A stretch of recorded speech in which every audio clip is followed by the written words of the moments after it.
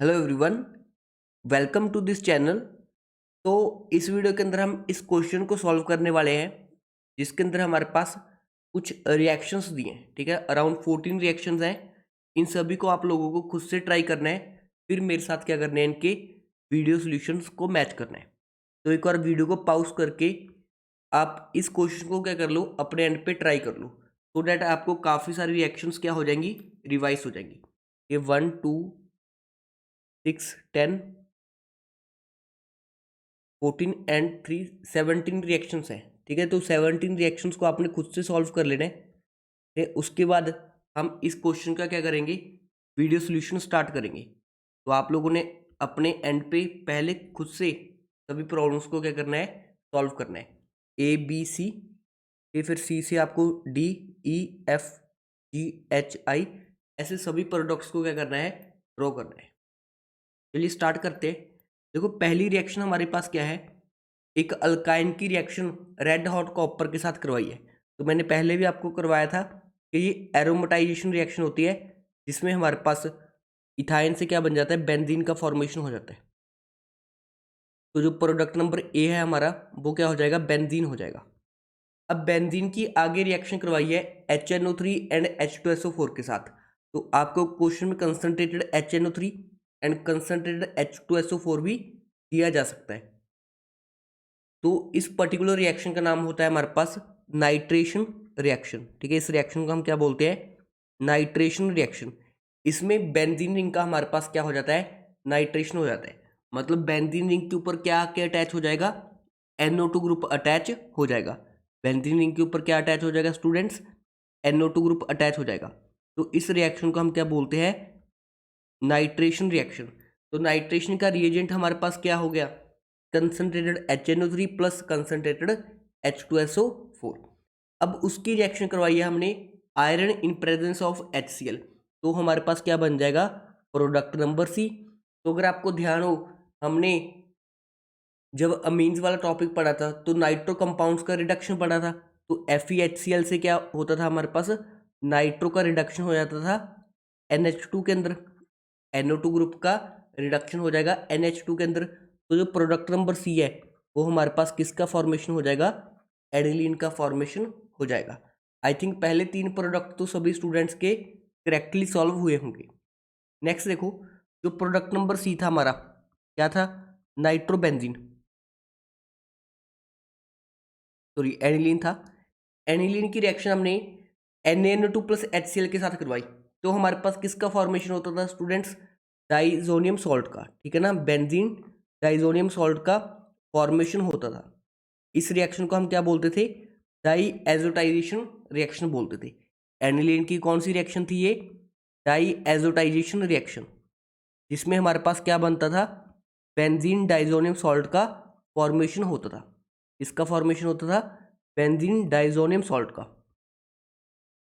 उसके बाद जो हमारे पास बेंजीन डाइजोनियम सॉल्ट की रिएक्शन है, जब हम H3PO2 से करवाते थे तो बेंजीन डाइजोनियम सॉल्ट का रिडक्शन हो जाता था और ये किस में कन्वर्ट हो जाता था, हमारे पास बेंजीन के अंदर। किस में कन्वर्ट हो जाता है स्टूडेंट, बेंजीन के अंदर कन्वर्ट हो जाता है। तो ये वाला कंपाउंड हमारे पास क्या हो गया, बेंजीन हो गया। उसके बाद बेंजीन का हमने क्या करवाया, H2 निकल की प्रेजेंस में और हीट की प्रेजेंस में हमने इसका क्या करवा दिया, रिडक्शन करवा दिया। तो हमारे पास क्या हो जाएगा, बेंजीन का हाइड्रोजनेशन, मतलब हाइड्रोजन ऐड कर देंगे डबल बॉन्ड्स के ऊपर। जितने भी डबल बॉन्ड्स है इनके ऊपर क्या ऐड कर देंगे हम, हाइड्रोजन। बिकॉज H2 निकल हमें एक्सेस में दिया होगा, तभी कुछ मेंशन नहीं किया गया। तो जितने भी डबल बॉन्ड्स है उनके ऊपर क्या अटैच हो जाएंगे, HHH। मतलब यहाँ पे किसका फॉर्मेशन हो जाएगा, साइक्लोहेक्सेन का। ये जितने भी डबल बॉन्ड्स हैं उनके ऊपर H का एडिशन हो चुका है। मैंने H को शो नहीं किया बिकॉज H को शो करने की जरूरत नहीं होती, बट एक्चुअल में हमने किया है, डबल बॉन्ड को तोड़ा है और हाइड्रोजन्स को ऐड किया है। तो यहाँ पे हमारे पास जो प्रोडक्ट नंबर F है, वो किसका फॉर्मेशन हो चुका है, साइक्लोहेक्सेन का फॉर्मेशन हो चुका है। अब उसके बाद देखो, हमने जो F प्रोडक्ट था साइक्लोहेक्सेन, उसकी क्लोरीनेशन करवाई है। उसकी कौन सी रिएक्शन करवाई है, क्लोरीनेशन। मतलब हाइड्रोजन हटेगा कहीं से भी, क्लोरीन लगा देंगे। हाइड्रोजन हटा के क्या लगा देंगे, क्लोरीन लगा देंगे। तो यहाँ पे हमारे पास कोई भी एक हाइड्रोजन हटा के क्लोरीन लग जाएगा, तो ये क्या बन जाएगा हमारे पास, साइक्लोहेक्साइल क्लोराइड का फॉर्मेशन हो जाएगा। तो ये बन जाएगा हमारा प्रोडक्ट नंबर जी। अब उसकी रिएक्शन करवाइए अल्कोहलिक क्यूएच के साथ। अब अल्कोहलिक क्यूएच के साथ क्या होता है स्टूडेंट्स, हमारे पास एलिमिनेशन रिएक्शन होता है। ये एलिमिनेशन रिएक्शन होता है। तो एलिमिनेशन में होगा क्या, जिस पोजीशन पे हैलोजन अटैच है यहाँ से इसको अल्फा बोलते हैं और साथ वाली पोजीशन को हम बोलते हैं बीटा। अल्फा से Cl जाएगा, बीटा से H जाएगा, तो अल्फा और बीटा के बीच का बॉन्ड क्या हो जाएगा, फ्री। तो एलिमिनेशन में हमारे पास क्या बन जाएगा, एल्कीन का फॉर्मेशन हो जाएगा। तो इस तरह का साइक्लोहेक्सीन हमारे पास क्या बन जाएगा, प्रोडक्ट बन जाएगा। ये हो जाएगा हमारा प्रोडक्ट नंबर H। ये क्या हो जाएगा, प्रोडक्ट नंबर H। ये हो जाएगा हमारा प्रोडक्ट नंबर G, और ये था हमारा प्रोडक्ट नंबर F। अब जो प्रोडक्ट नंबर H है इसकी रिएक्शन हमने करवाई है NBS के साथ। अब जो NBS होता है, ठीक है, इसको याद रखना, इसको हम बोलते हैं एन ब्रोमोसक्सिनामाइड। एन ब्रोमोसक्सिनामाइड, इसका तो खुद का एक क्वेश्चन बन सकता है, ठीक है, एन ब्रोमोसक्सिनामाइड। ठीक है, इसकी रिएक्शन से होता क्या है, जैसे ये हमारे पास कोई एल्कीन है, ठीक है ना, ये हमारे पास कोई एल्कीन है, ठीक है, एल्कीन की अलाइलिक पोजीशन पे, ठीक है ना, ये देखो ये हमारे पास क्या होता है, एल्कीन के रिस्पेक्ट में ये अलाइलिक कार्बन होता है और इसके ऊपर जुड़े हुए हाइड्रोजन को हम बोलते हैं अलाइलिक हाइड्रोजन। तो जब भी हम इसकी रिएक्शन NBS के साथ करवाते हैं, ठीक है ना, तो हमारे पास अलाइलिक पोजीशन से हाइड्रोजन हटता है और उसकी जगह ब्रोमीन लग जाता है। तो यहाँ पे होती क्या है, बेसिकली अलाइलिक ब्रोमिनेशन हो जाती है। यहाँ पे कौन सी रिएक्शन होती है, अलाइलिक ब्रोमिनेशन हो जाती है, अलाइलिक ब्रोमिनेशन।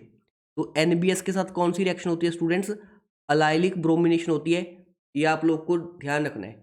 अब देखो यहाँ पे हमारे पास एल्कीन है, एल्कीन के रिस्पेक्ट में ये अल्फा पोजीशन है, अल्फा पोजीशन पे क्या लग जाएगा, ब्रोमीन अटैच हो जाएगा।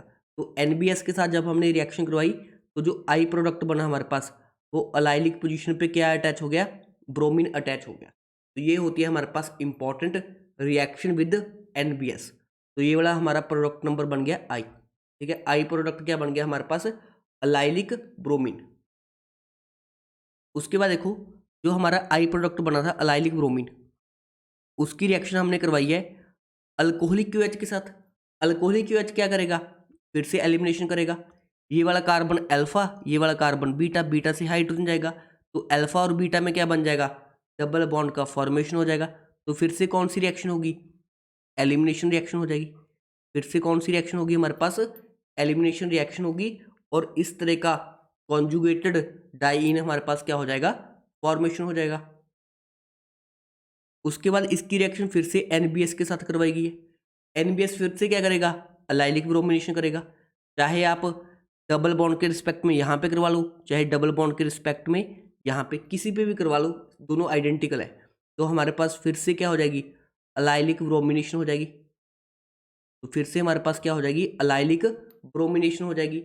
अब जो अलाइलिक ब्रोमिनेशन से प्रोडक्ट बना, इसकी रिएक्शन हमने फिर से अल्कोहलिक क्यूएच के साथ करवा दी। तो हमारे पास क्या बनेगा, फिर से एलिमिनेशन रिएक्शन होगा। ये वाली पोजीशन अल्फा और इसके साथ वाली पोजीशन को हम बोलेंगे बीटा।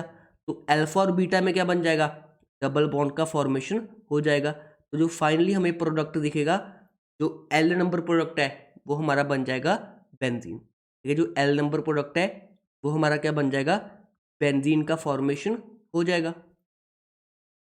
उसके बाद देखो जो हमारे पास बेंजीन है, बेंजीन का हमने करवाया है ओजोनोलिसिस। ठीक है ना स्टूडेंट्स, बेंजीन का हमने क्या करवाया है, ओजोनोलिसिस। ये मोस्ट इंपॉर्टेंट रिएक्शन है।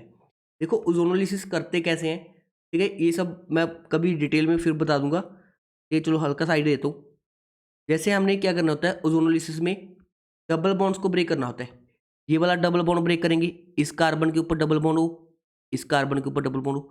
ये वाला डबल बॉन्ड ब्रेक करेंगे, यहाँ पे डबल बॉन्ड हो, यहाँ पे डबल बॉन्ड हो।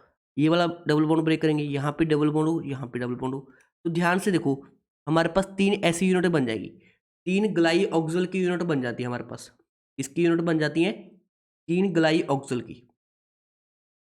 ये जिन स्टूडेंट को समझ आ रहा है वो तो अच्छा है, जिनको नहीं समझ आ रहा है वो एज इट इज़ याद रखें कि जब भी हम बेंजीन का ओजोनोलिसिस करवाते हैं 3 यूनिट किसकी बन जाती हैं, ग्लाई ऑक्सल की बन जाती हैं। ठीक है, ये ग्लाई ऑक्सल होता है, इसकी 3 यूनिट्स हमारे पास क्या होती है, फॉर्म होती हैं जब हम बेंजीन का ओजोनोलिसिस करवाते हैं।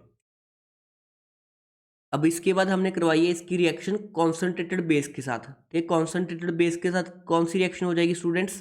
ठीक है, इंट्रामोलिकुलर कैनिजारो रिएक्शन। ठीक है जी, इसको हम बोलते हैं इंटरनल कैनिजारो, इंट्रामोलिकुलर बोल दो या इंटरनल कैनिजारो बोल दो। ये आप लोग को पढ़ाई हुई है, जब मैंने नेम्ड रिएक्शन के 3 सेशन लिए थे उनमें ये रिएक्शन को मैंने कवर किया हुआ है। तो एक यूनिट का हमारे पास अल्कोहल बन जाएगा और एक का एसिड बन जाएगा। तो एक यूनिट को हम कन्वर्ट कर देते हैं अल्कोहल में और दूसरी यूनिट को हम कन्वर्ट कर देंगे एसिड के अंदर। ठीक है, आप सभी को पता है जब भी हमारे पास क्या होती है, कैनिजारो रिएक्शन होती है, तो उस केस में एक यूनिट रिड्यूस हो जाती है और दूसरी यूनिट क्या हो जाती है, ऑक्सीडाइज हो जाती है। तो यहाँ पे हमारे पास इंट्रामोलिकुलर कैनिजारो रिएक्शन क्या करनी थी, ऑपरेट करनी थी। आई होप आप लोग को जो प्रोडक्ट्स हैं, ठीक है, वो क्लियर हुए होंगे। ये कुछ रिएक्शंस आप लोग की रिवाइज हुई होंगी। ये बस आप लोगों ने इस टाइप के क्वेश्चंस की प्रैक्टिस करते रहना है। ये 2-3 सेशन में और लेके आऊँगा इस टाइप के, जिसमें हम मैक्सिमम रिएक्शंस को क्या करेंगे, मिनिमम टाइम के अंदर क्या कर लेंगे, कवर कर लेंगे। बिकॉज इस टाइप की रिएक्शन से हमारे ये क्या होते हैं, इस टाइप के क्वेश्चन से मैक्सिमम क्वेश्चंस की क्या हो जाती है, रिविजन हो जाती है।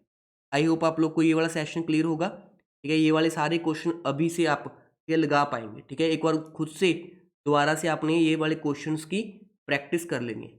इसका एक सेशन ऑलरेडी मैं ले चुका हूँ, ये हमारा सेशन नंबर 2 था, जिसके अंदर हमने क्या किया है, मल्टी सीक्वेंस क्वेश्चंस को सॉल्व किया है।